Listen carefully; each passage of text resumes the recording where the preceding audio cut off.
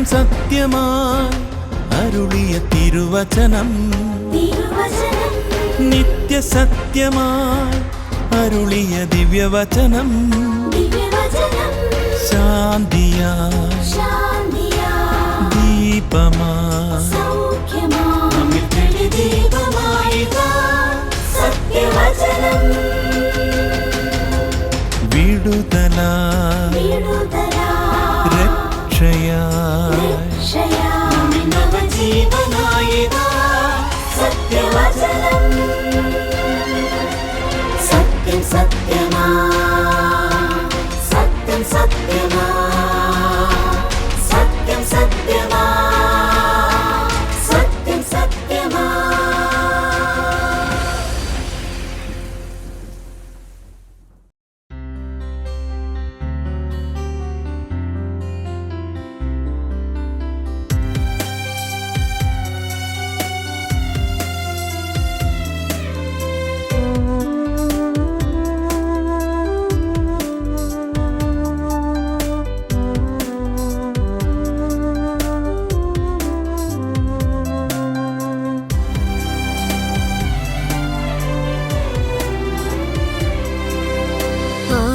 ആശ്വാസത്തിൻ ഉറവിടമാം ക്രിസ്തു നിന്നെ വിളിച്ചിടുന്നു,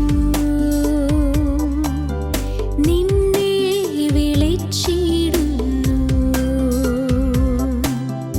ആശ്വാസത്തിൻ ഉറവിടമാം ക്രിസ്തു നിന്നെ വിളിച്ചിടുന്നു, നിന്നെ വിളിച്ചിടുന്നു.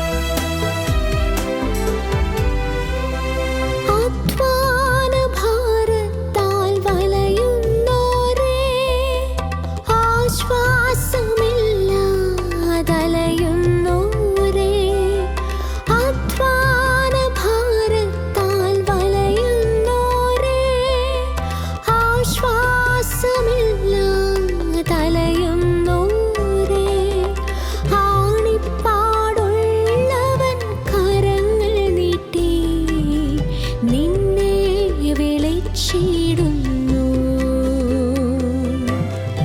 ആണിപ്പാടുള്ളവൻ കരങ്ങൾ നീട്ടി നിന്നെ വിളിച്ചിടുന്നു.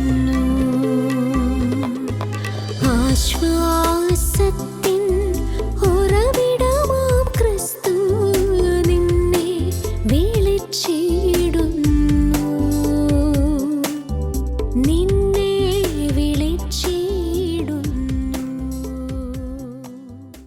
സത്യം സത്യമായി എന്ന ദൈവവചന സന്ദേശത്തിലേക്ക് ഏവർക്കും സ്വാഗതം. സത്യം സത്യമാ. ജീവിതത്തിൽ അനേക ചോദ്യങ്ങളെ അഭിമുഖീകരിക്കുന്നവരാണ് നാം ഓരോരുത്തരും. നാം അഭിമുഖീകരിക്കുന്ന ചോദ്യങ്ങൾക്ക് നൽകുന്ന ഉത്തരങ്ങൾ നമ്മളുടെ നിലപാടുകളുടെയും നിലനിൽപ്പിൻ്റെയും പ്രഖ്യാപനങ്ങളാണ്.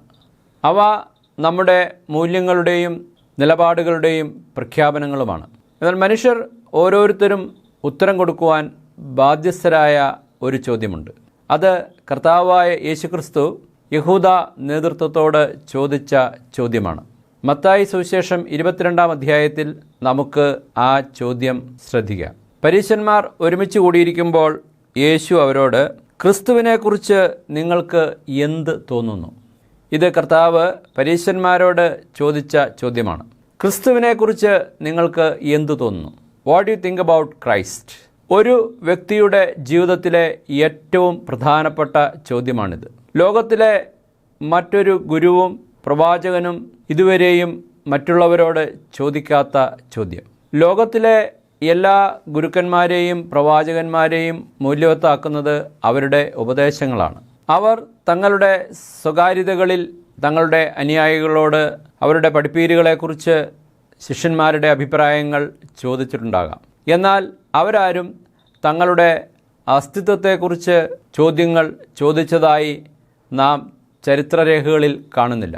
യേശുക്രിസ്തുവിൻ്റെ ഈ ചോദ്യം തൻ്റെ ആളത്വത്തെക്കുറിച്ചുള്ള ചോദ്യമാണ്.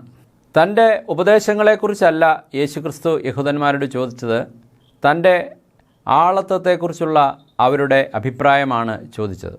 ഉപദേശമല്ല, വ്യക്തിത്വമാണ് ഇവിടെ ചോദ്യം. ക്രിസ്തുവിനെക്കുറിച്ച് നിങ്ങൾക്ക് എന്ത് തോന്നുന്നു? ക്രിസ്തു സാക്ഷാൽ ദൈവപുത്രനോ അതോ കേവലം മനുഷ്യൻ മാത്രമോ? ഇതാണ് ചോദ്യം. ലോകത്തിലുള്ള മറ്റൊരു ഗുരുവിൻ്റെയും ആളത്വത്തെക്കുറിച്ച് ആളുകൾ ചിന്തിക്കാറില്ല. അവരുടെ ഉപദേശങ്ങളും പഠിപ്പീരുകളുമാണ് അവർക്ക് മൂല്യം നൽകുന്നത്. അവരുടെ ജീവിതം എങ്ങനെയിരുന്നെങ്കിലും അവരുടെ ധാർമ്മികത എന്തായാലും അവരുടെ ഉപദേശങ്ങളാണ് സാധാരണ ആളുകൾ ശ്രദ്ധിക്കുന്നത്. പല ഗുരുക്കന്മാരും തങ്ങളുടെ ഉപദേശത്തിൻ്റെ ശോഭയിൽ ജീവിതത്തിൻ്റെ വൈകല്യങ്ങളെ മറച്ചു വയ്ക്കുന്നവരാണ്.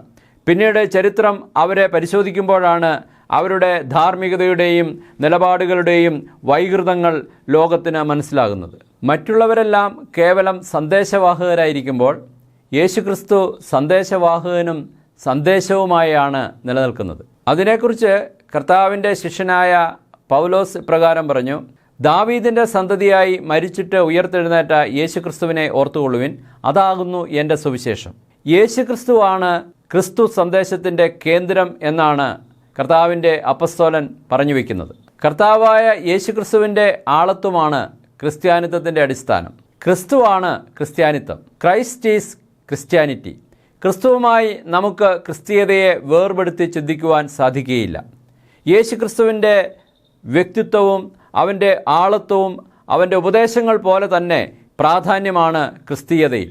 ഇവിടെ എവിടെയുണ്ടാകുന്ന കുറവുകൾ ക്രിസ്ത്യാനിത്വത്തെ വിലയില്ലാത്തതാക്കി തീർക്കും, അല്ലെങ്കിൽ അതിനെ കേവലം ലോകത്തിലെ മറ്റ് മതങ്ങളോട് താരതമ്യപ്പെടുത്തുവാനും അവയുടെ നിലവാരത്തിലേക്ക് താഴ്ത്തുവാനും സാധിക്കും. ചരിത്രം ഒരു വ്യക്തിയുടെ ഔന്നത്യത്തെ അളക്കുന്നത് രണ്ട് മാനദണ്ഡങ്ങൾ ഉപയോഗിച്ചാണ്. ഒന്ന്, ആ വ്യക്തിക്ക് ചരിത്രത്തിലുള്ള സ്വാധീനം. രണ്ട്, അദ്ദേഹത്തിൻ്റെ സ്വഭാവ ശുദ്ധി. ഈ രണ്ട് മാനദണ്ഡങ്ങൾ കൊണ്ട് വിലയിരുത്തുമ്പോൾ യേശുക്രിസ്തുവിൻ്റെ സ്ഥാനം ചരിത്രത്തിൽ അത്യുന്നതവും അതുല്യവുമാണ്. ക്രിസ്തുവിന് ചരിത്രത്തിലുള്ള സ്വാധീനം എത്ര അത്ഭുതകരമാണ്. ദരിദ്രനായ ഒരു തച്ചനായി വളർന്ന യേശുക്രിസ്തുവിനാണ് അന്നും ഇന്നും എന്നും ഏറ്റവും അധികം അനുയായികളുള്ളത്. ഏറ്റവും അധികം വ്യക്തികളുടെ ജീവിതത്തെ സ്വാധീനിച്ചിട്ടുള്ള വ്യക്തി കർത്താവായ യേശുക്രിസ്തുവാണ്. മാത്രമല്ല, കഴിഞ്ഞ 2000 വർഷം ലോകത്തിലെ ചിന്തകന്മാരും എഴുത്തുകാരും സാഹിത്യകാരന്മാരും ഏറ്റവും ചിന്തിച്ചിട്ടുള്ളത് ഏത് വ്യക്തിയെക്കുറിച്ച് എന്ന് പഠിച്ചാൽ അത് മറ്റാരുമല്ല, കർത്താവായ യേശുക്രിസ്തുവിനെക്കുറിച്ചാണ്. ഗാനരചയിതാക്കളുടെ ഭാവനയിൽ ഏറ്റവും അധികം വിടർന്നു നിന്ന വ്യക്തിത്വം യേശുക്രിസ്തുവിൻ്റേതാണ്. ഏറ്റവും അധികം ഗായകർ ഗാനങ്ങൾ ആലപിച്ചത് കർത്താവായ യേശുക്രിസ്തുവിനെക്കുറിച്ചാണ്. മനുഷ്യചരിത്രത്തിലെ കഴിഞ്ഞ 2000 വർഷത്തെ വിദ്യാഭ്യാസ ആരോഗ്യ മേഖലകളിൽ ഏറ്റവും അധികം സ്വാധീനം ചെലുത്തിയത് ക്രിസ്ത്യാനിത്വമാണ് എന്ന് സംശയലേശമന്യേ നമുക്ക് പറയുവാൻ സാധിക്കും. യേശുക്രിസ്തുവിനെ പോലെ നിർമ്മലവും സുതാര്യവുമായി ജീവിച്ച മറ്റൊരു വ്യക്തിയെ ചരിത്രത്തിൽ കാണുവാൻ സാധിക്കുകയില്ല. യേശുക്രിസ്തുവിൻ്റെ നേരെ വിരൽ ചൂണ്ടുവാൻ ചുറ്റും നിന്ന ശത്രുക്കളുടെ മുമ്പിൽ യേശുക്രിസ്തു വെച്ച വെല്ലുവിളിയാണ്, നിങ്ങളിൽ ആർക്ക് എന്നെ പാപത്തെക്കുറിച്ച് ബോധം വരുത്തുവാൻ കഴിയും? ഏതെങ്കിലും ഒരു പാപത്തെക്കുറിച്ച് എൻ്റെ ജീവിതത്തിൽ നിന്ന് ചൂണ്ടിക്കാണിക്കുവാൻ നിങ്ങൾക്ക് കഴിയുമോ എന്ന് യേശുക്രിസ്തു തൻ്റെ ശത്രുക്കളോട് ചോദിച്ചു. എന്നാൽ അവർക്കാർക്കും അതിന് സാധിച്ചില്ല എന്നുള്ളതാണ് ചരിത്രത്തിൽ നിന്ന് നമുക്ക് പഠിക്കുവാനുള്ളത്.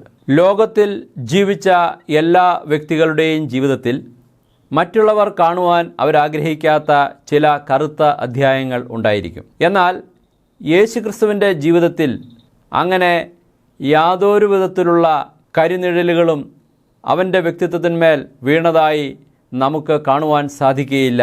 കർത്താവായ യേശുക്രിസ്തുവിൻ്റെ ജീവിതം നിർമ്മലവും സുതാര്യവുമായിട്ടുള്ളത് ആയിരുന്നു. ലോകത്തിലുള്ള ഏത് മനുഷ്യനും പാപത്തിൽ ജനിച്ച് പാപത്തിൽ വളർന്ന് പാപത്തിൽ മരിച്ച് ഈ ലോകത്തിൽ നിന്ന് പോകുമ്പോൾ കർത്താവായ യേശുക്രിസ്തു അവൻ മാത്രം ചരിത്രത്തിൽ പാപരഹിതനായി ജനിച്ച് പാപരഹിതനായി ജീവിച്ച് പാപങ്ങളുടെ പരിഹാരത്തിനായി മരിച്ച് നിത്യതയിൽ നിർമ്മലനായി നിത്യപുത്രനായിട്ട് അവൻ വാഴുന്നു. അതാണ് യേശുക്രിസ്തുവിൻ്റെ ചരിത്രത്തിലെ നിസ്തുല്യത. കർത്താവായ യേശുക്രിസ്തുവിനെ ഏത് മാനദണ്ഡങ്ങൾ ഉപയോഗിച്ച് നാം അളന്നാലും അവൻ്റെ നിസ്തുല്യത എത്ര വ്യത്യസ്തമാണ് എന്ന് നമുക്ക് അവനിൽ നിന്ന് കാണുവാൻ സാധിക്കും. ചരിത്രത്തിൽ വലിയ അധ്യാപനങ്ങൾ നടത്തിയ ഗുരുക്കന്മാരും പ്രവാചകന്മാരും വലിയ അവകാശവാദങ്ങൾ വീരവാദങ്ങളും വലുത് മുഴക്കിയിട്ട് ഉണ്ടെങ്കിലും അവരെല്ലാം മരണത്തിൻ്റെ മുമ്പിൽ പരാജയപ്പെട്ടതായിട്ടാണ് നമുക്ക് കാണുവാൻ സാധിക്കുന്നത്. എന്നാൽ യേശുക്രിസ്തുവിനെ ചരിത്രത്തിൽ ഏറ്റവും നിസ്തുലനായി നിർത്തുന്നത് ജീവൻ്റെ മേലുള്ള അവൻ്റെ അധികാരമാണ്. തനിക്ക് ജീവൻ്റെ മേലുള്ള അധികാരത്തെക്കുറിച്ച് യേശുക്രിസ്തു നടത്തിയ പ്രഖ്യാപനം നമുക്ക് യോഹന്നാൻ്റെ സുവിശേഷം 10-ാം അധ്യായത്തിൽ ഇങ്ങനെ വായിക്കാം. ആരും എൻ്റെ ജീവനെ എന്നോട് എടുത്തു കളയുന്നില്ല, ഞാൻ അതിനെ കൊടുക്കുന്നു. അതിനെ കൊടുപ്പാൻ എനിക്ക് അധികാരമുണ്ട്, വീണ്ടും പ്രാപിപ്പാനും അധികാരമുണ്ട്. കർത്താവ് പറഞ്ഞത് എനിക്കെൻ്റെ ജീവനെ വെക്കുവാനും എടുക്കുവാനുമുള്ള അധികാരം ഉണ്ട് എന്നാണ്. നമുക്കറിയാം, നമുക്കാർക്കും ജീവനെ വെടിയുവാനുള്ള അനുവാദമില്ല. എന്നാൽ ജീവൻ വേണ്ടെന്ന് വയ്ക്കുവാനായിട്ട് തീരുമാനിച്ച് തന്നെ കൊല്ലുവാൻ ഒരു വ്യക്തിക്ക് സാധിക്കും.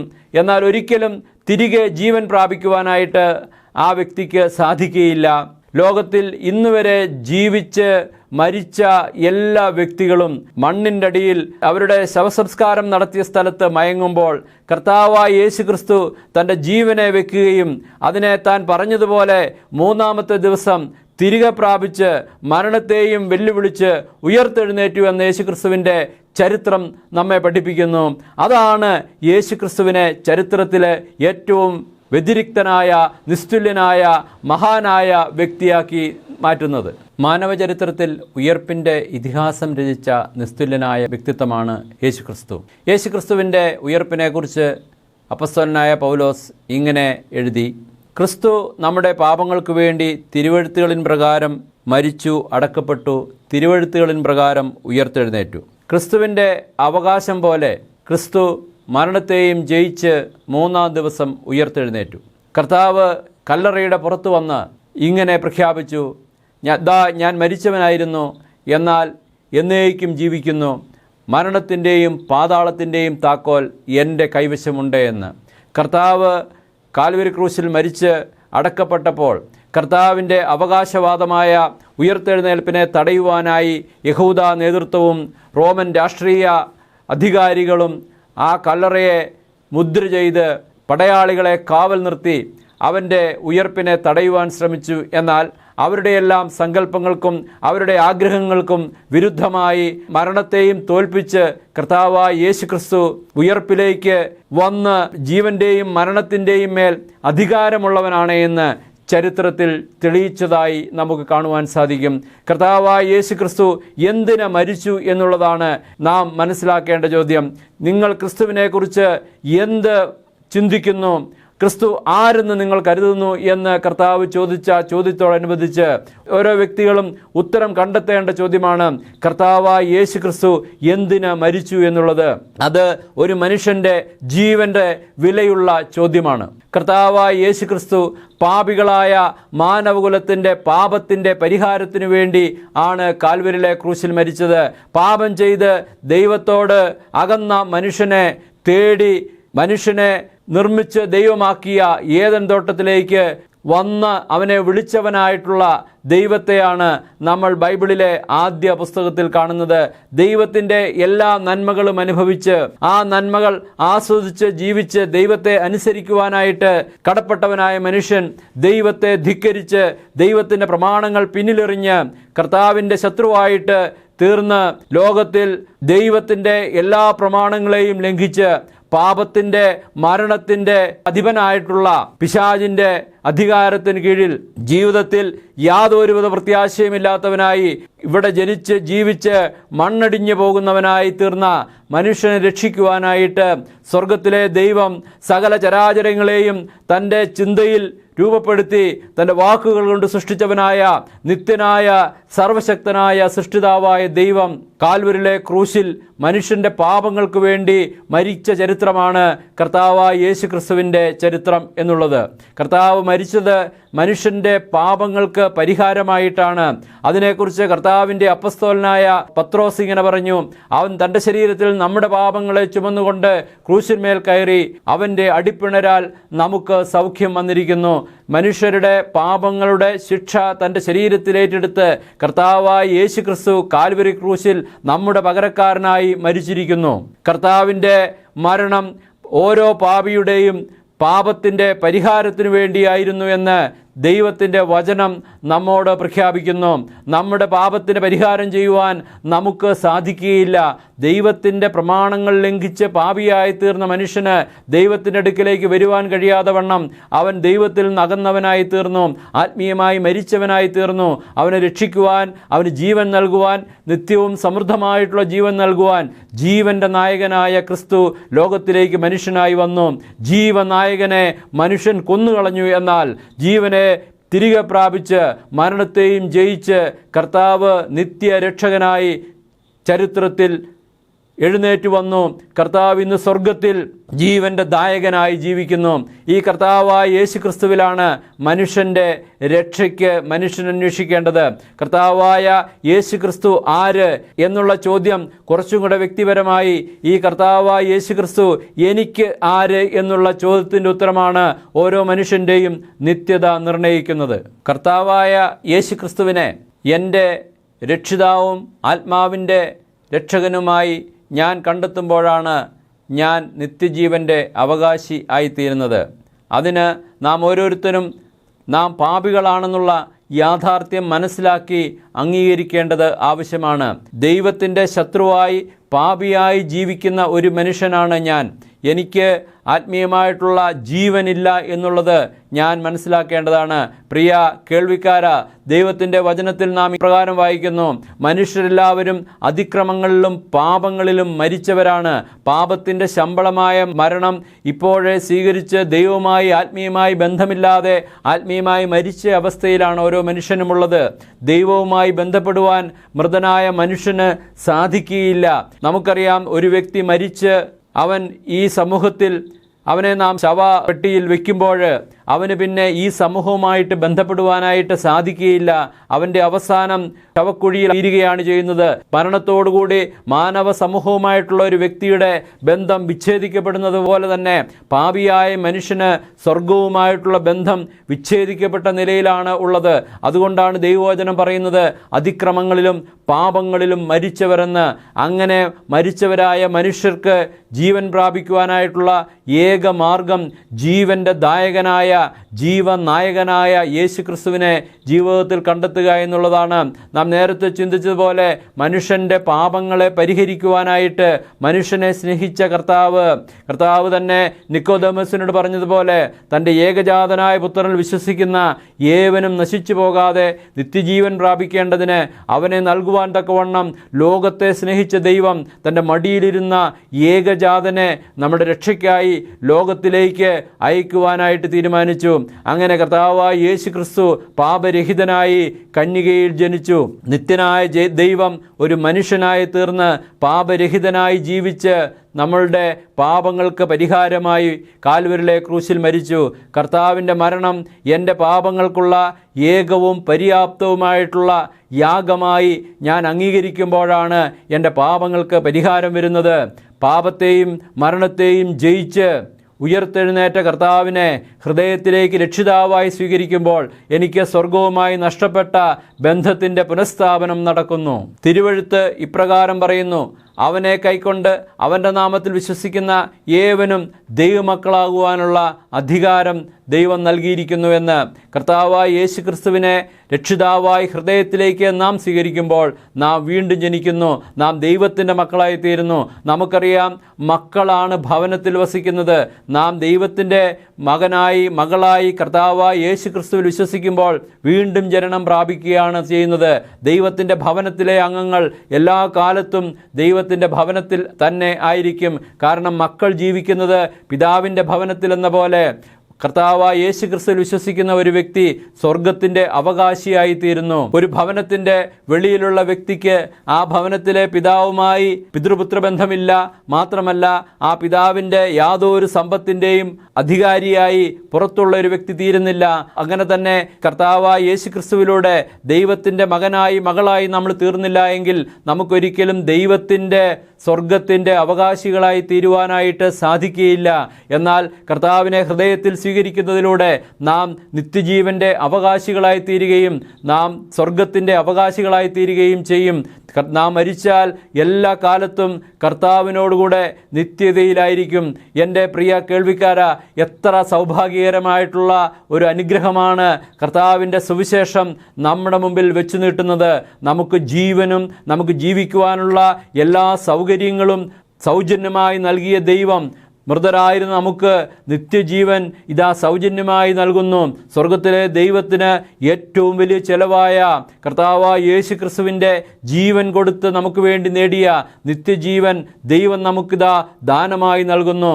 ആ നിത്യജീവനെ സ്വീകരിക്കുവാൻ കർത്താവായ യേശു ക്രിസ്തുവിൻ്റെ അടുക്കിലേക്ക് വന്ന്, കർത്താവേ, ഞാനൊരു പാപിയാണ്, പാപത്തിൻ്റെ ശമ്പളം മരണമാണ് എന്നുള്ള തിരുവെഴുത്തിൻ്റെ പ്രഖ്യാപനം ഞാൻ മനസ്സിലാക്കുന്നു. എന്നോട് ക്ഷമിക്കണമേ.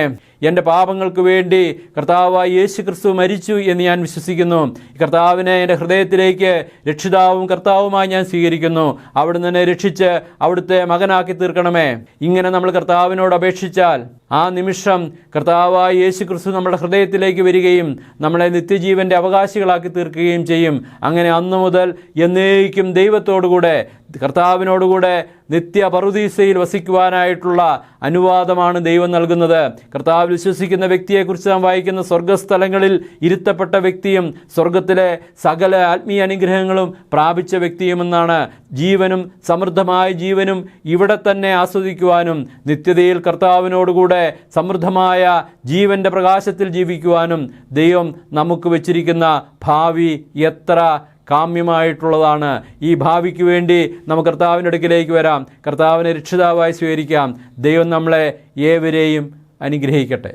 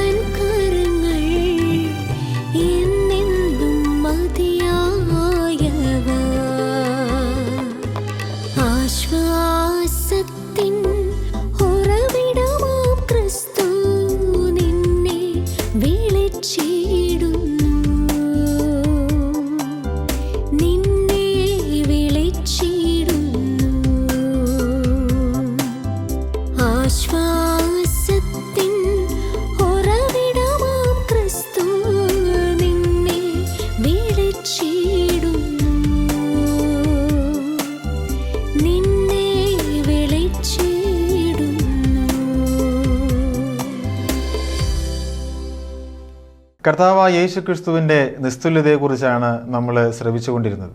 കർത്താവായ യേശു ക്രിസ്തുവിനെ കുറിച്ച് നാം എന്താണ് മനസ്സിലാക്കിയിരിക്കുന്നത്? യേശു ക്രിസ്തു സത്യദൈവമാണ്. അവൻ ദൈവത്തിൻ്റെ പുത്രനാണ്.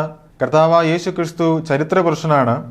എന്നാൽ അത് മാത്രമല്ല, ആകാശത്തിന് കീഴിൽ മനുഷ്യരുടെ ഇടയിൽ മനുഷ്യൻ്റെ രക്ഷയ്ക്ക് വേണ്ടി നൽകപ്പെട്ട നാമമാണ് കർത്താവായ യേശു ക്രിസ്തുവിൻ്റെ നാമം.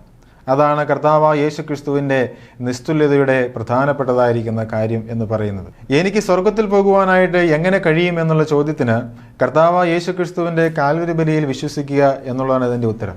എൻ്റെ പാപത്തിന് എനിക്ക് എവിടെ പരിഹാരം കണ്ടെത്തുവാനായിട്ട് കഴിയുമെന്നുള്ള ചോദ്യത്തിന് കർത്താവായ യേശു ക്രിസ്തുവിൻ്റെ പാപപരിഹാര ബലിയിൽ വിശ്വസിക്കുക എന്നുള്ളതാണ് അതിൻ്റെ ഉത്തരം. പ്രിയപ്പെട്ടവരെ, സ്വർഗത്തിൽ പോകുവാൻ വാസ്തവത്തിൽ നിങ്ങൾ ആഗ്രഹിക്കുന്നുവെങ്കിൽ മറ്റൊരു തരത്തിലും മറ്റൊരു വിഷയത്തിലും ആശ്രയിക്കുകയോ വിശ്വസിക്കുകയോ ചെയ്യേണ്ട ആവശ്യമില്ല. മറ്റൊരു ക്രിയകളോ പ്രാർത്ഥനകളോ ചെയ്യേണ്ട ആവശ്യമില്ല. പിന്നെയോ കർത്താവായ യേശു ക്രിസ്തുവിൻ്റെ കാൽവരി ബലിയിലേക്ക് നോക്കി ആ കർത്താവായ യേശു ക്രിസ്തു മരിച്ചത് എൻ്റെ പാപത്തിന് വേണ്ടിയിട്ടാണ് എന്ന് ഹൃദയം കൊണ്ട് വിശ്വസിക്കുകയും അംഗീകരിക്കുകയും ചെയ്താൽ മതിയാകും. പ്രിയപ്പെട്ടവരെ, ഞാനൊരു പാപിയാണ്. എന്നിൽ പാപത്തിൻ്റെ സ്വാധീനവും പാപത്തിൻ്റെ അടിമത്തത്തിലുമാണ് ഞാൻ ജീവിക്കുന്നത് എന്നുള്ള യാഥാർത്ഥ്യം മനസ്സിലാക്കി അതിൻ്റെ പരിഹാരത്തിന് വേണ്ടി കർത്താവായ യേശു ക്രിസ്തു കാൽവരി ക്രൂശിൽ ഒരുക്കിയതായിരിക്കുന്ന രക്ഷയിലേക്ക് അടുത്തു വരികയും ആ ക്രൂശ് നോക്കിക്കൊണ്ട് കർത്താവായ യേശു ക്രിസ്തുവിൽ വിശ്വസിക്കുകയും ചെയ്താൽ നമുക്ക് രക്ഷ പ്രാപിക്കുവാനായിട്ട് കഴിയും. ആ നിലയിൽ വിശ്വസിക്കുവാൻ ദൈവം നമ്മെ എല്ലാവരെയും സഹായിക്കുമാറാകട്ടെ. നമുക്ക് പ്രാർത്ഥിക്കാം. ഞങ്ങളെ സ്നേഹിക്കുന്ന സ്വർഗസ്ഥനായ പിതാവേ, നന്ദിയോടുകൂടെ അങ്ങയെ സ്തുതിക്കുകയും മഹത്വപ്പെടുത്തുകയും ചെയ്യുന്നു. മനോഹരമായ ദിവസത്തിനായി നന്ദിയോട് സ്തോത്രം. അനുഗ്രഹിക്കപ്പെട്ട ദൈവത്തിൻ്റെ വചനം എന്നും കേൾക്കുവാൻ അവിടുന്ന് സംഗതിയാക്കിയതിനായി സ്തോത്രം. കർത്താവായ യേശു ക്രിസ്തുവിൻ്റെ നാമത്തിൻ്റെ നിസ്തുല്യത, കർത്താവ് പാപിയെ തേടി വന്ന, പാപിയെ സന്ദർശിക്കുന്ന, പാപിയെ സ്നേഹിക്കുന്ന ഒരു ദൈവമാണ് എന്നുള്ളതാണ്. ആ പാപിയെ സ്നേഹിച്ച് അവൻ്റെ ആത്മാവിൻ്റെ രക്ഷയ്ക്ക് വേണ്ടി, അവൻ്റെ പാപത്തിൻ്റെ പരിഹാരത്തിന് വേണ്ടി കർത്താവായ യേശു ക്രിസ്തുവിലൂടെ ഒരു രക്ഷാമാർഗം ഒരുക്കി തന്നു എന്നുള്ളത് എത്രയോ സന്തോഷകരമായിരിക്കുന്ന ആശ്ചര്യകരമായിരിക്കുന്ന വിഷയമാണ് എന്ന് ഞങ്ങൾ ഓർക്കുന്നു. കർത്താവെ, ആ രക്ഷയുടെ വചനങ്ങൾ ഇന്ന് കേട്ടതായിരിക്കുന്ന എല്ലാ ആളുകളെയും, എല്ലാ വ്യക്തികളെയും കർത്താവ് സഹായിക്കണമേ. പാപങ്ങളെക്കുറിച്ച് ബോധ്യമുണ്ടാവുകയും പാപത്തിൽ മാനസാന്തരപ്പെടുകയും കർത്താവായ യേശു ക്രിസ്തുവിന് മുമ്പാകെ പാപങ്ങൾ ഏറ്റുപറഞ്ഞ് ഉപേക്ഷിച്ച് ആ കർത്താവിനെ ജീവിതത്തിലേക്ക് സ്വീകരിക്കുവാനും കർത്താവായ യേശു ക്രിസ്തു ക്രൂശിൽ മരിച്ചത് തങ്ങളുടെ പാപത്തിന് വേണ്ടിയിട്ടാണ് എന്ന് വിശ്വസിക്കുകയും അംഗീകരിക്കുകയും ചെയ്യുവാൻ എല്ലാവരെയും കർത്താവ് സഹായിക്കണമേ. അവിടുന്ന് പ്രാർത്ഥന കേട്ടതുകൊണ്ട് സ്തോത്രം. യേശു ക്രിസ്തുവിൻ്റെ വിലയേറിയ നാമത്തിൽ തന്നെ ആമേൻ. ഈ വചന സന്ദേശം നിങ്ങൾക്ക് അനുഗ്രഹമായി എന്ന് ഞങ്ങൾ വിശ്വസിക്കുന്നു. നിങ്ങളുടെ വിലപ്പെട്ട അഭിപ്രായങ്ങളും നിർദ്ദേശങ്ങളും പ്രാർത്ഥനാവശ്യങ്ങളും ഞങ്ങളെ അറിയിച്ചാലും ഞങ്ങൾ നിങ്ങൾക്ക് വേണ്ടി പ്രാർത്ഥിക്കുന്നതായിരിക്കും. ഞങ്ങളുമായി ബന്ധപ്പെടേണ്ട വിലാസം Agape gospel ministries 126 Maitri Nagar, Asramam, Kollam. Email ID satyamsatyamai@gmail.com. Phone number 8136936648. Bible സംബന്ധമായ നിങ്ങളുടെ സംശയങ്ങളും ചോദ്യങ്ങളും ഞങ്ങളുടെ വാട്സപ്പ് നമ്പറിലൂടെ ഞങ്ങളെ അറിയിച്ചാലും അതിനുള്ള ഉത്തരങ്ങൾ ഞങ്ങൾ നിങ്ങൾക്ക് നൽകുന്നതാണ്. അതോടൊപ്പം തന്നെ ഈ പ്രോഗ്രാമിന്റെ മറ്റ് സന്ദേശങ്ങളും പാട്ടുകളും കേൾക്കുവാനായി സത്യം സത്യമായി എന്ന ഫേസ്ബുക്ക് പേജും സത്യം സത്യമായി എന്ന യൂട്യൂബ് ചാനലും സന്ദർശിച്ചാലും ദൈവം നമ്മെ എല്ലാവരെയും അനുഗ്രഹിക്കുമാറാകട്ടെ. സത്യം സത്യമായി.